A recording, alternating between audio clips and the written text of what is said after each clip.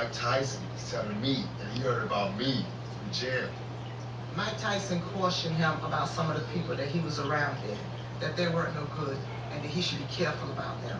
Pop respected that Mike Tyson's cautioning him, but you got a young guy here who's about it now, and he really, I'm sure at that time, didn't want to hear it. As a woman who's covered hip-hop for 21 years, Yeah, tube is down, right? I have seen a lot of really tube been down since you got in the tank. Of women, that we're not always, the flip side of sexism is that it tends to create this victim oppressor model in feminism. So the men but with all fish, do they too come down like that? Even when the Jaguars came down?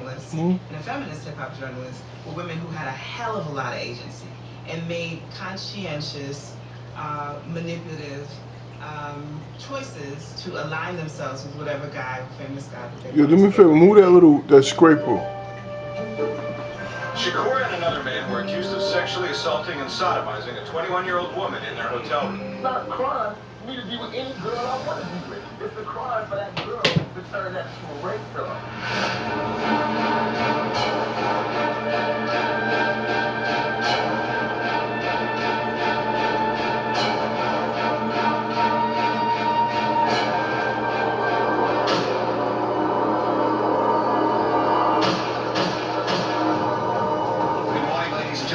You got slate under that boat? In the bottom? Last night, just after midnight, that's 723 7th Avenue. That's between 48th and 49th Street.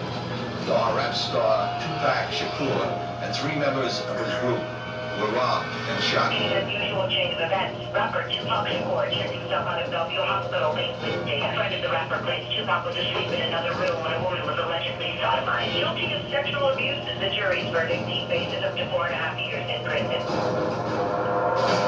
I was a Tupac fan for sure, but I always saw him as a bit of a loose keg, a bit of same danger as Mike. That it was very likely that he would get drunk on his own myth making, and his myth making is what made him such a beautiful rapper.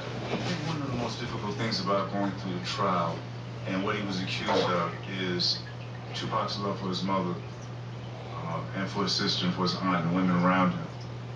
And I think it made Tupac feel that he couldn't trust anyone.